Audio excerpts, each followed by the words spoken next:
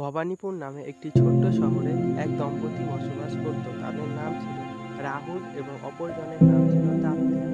তারা খুব ঝগড়ুটে প্রকৃতির ছিল। একদিন রাহুল সকালবেলা চা খেতে খেতে লক্ষ্য করলো সে দিন দিন কেমন যেন মোটা হয়ে যাচ্ছে।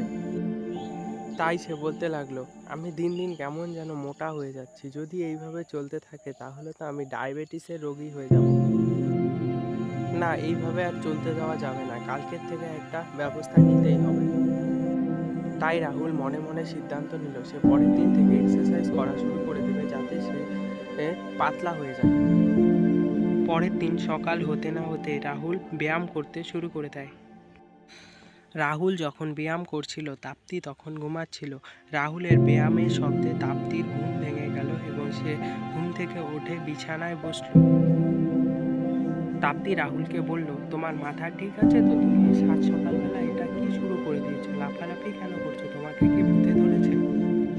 তোমার জন্য সকাল সকাল আমার ঘুম ভেঙে গেল। আর যদি সকাল সকাল তোমার লাফালাফি করতে ইচ্ছা করে তাহলে বাইরে গিয়ে লাফালাফি করো, এতে আমার অসুবিধা হয়, কারণ আমিও ঘরে আছি।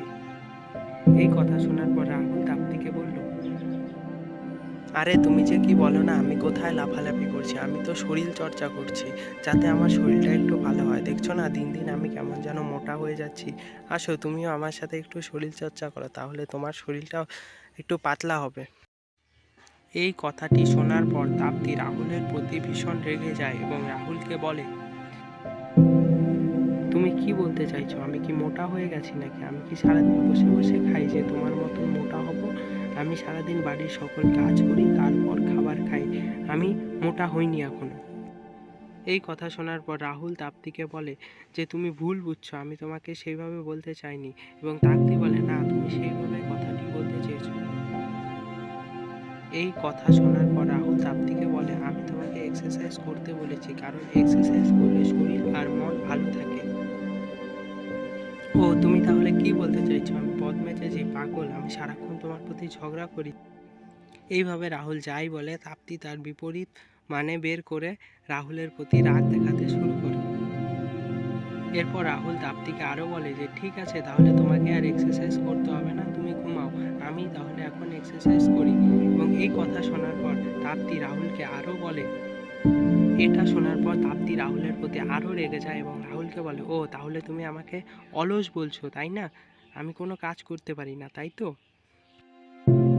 এটা শোনার পর রাহুল তো রীতিমতো হতভম্ব হয়ে যায়, কারণ রাহুল যাই বলে তাপ্তি তার বিপরীত মানে বের করে তার উপরই রাগ দেখাতে শুরু করে।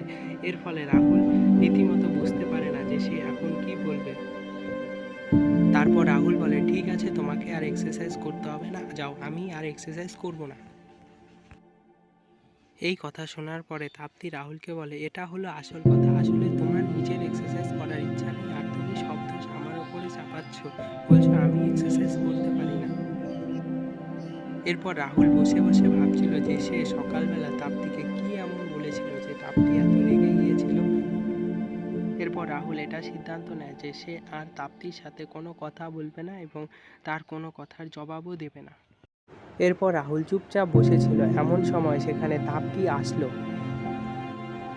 তাপ্তি রাহুলকে চুপচাপ বসে থাকতে দেখে নিজেই কল্পনা করে নিল রাহুল নিশ্চয়ই কোনো মেয়ের কথা ভাবছে এবং রাহুলকে সে বলল, ও এখন তাহলে তুমি চুপচাপ বসে বসে কোনো মেয়ের কথা ভাবছো? এরপর তাপ্তি যতই চিল্লাচ্ছিল কিন্তু রাহুল কোনো কথা না বলে চুপচাপ তাপ্তির কথা শুনতে লাগলো এবং মনে মনে ভেবে নিল যে সে আর কোনো কথা বলবে না। এরপর তাপ্তি রাগ করে সেখান থেকে চলে গেল এবং বলল, তুমি ভাবছো কোনো কথা না বলেই পার পেয়ে যাবে? আমি আজকেই পুলিশ স্টেশনে গিয়ে তোমার নামে ডায়েরি দিয়ে আসবো। এরপর তাপ্তি চলে গেলে রাহুল ভাবতে থাকে সে আর কোনো কথা বলবে না, সে চুপ করে থাকবে। কিন্তু রাহুল বুঝতেই পারে না যে তার চুপ থাকার কারণে তাকে পরবর্তীকালে কত বড় মাসুল গুনতে হবে।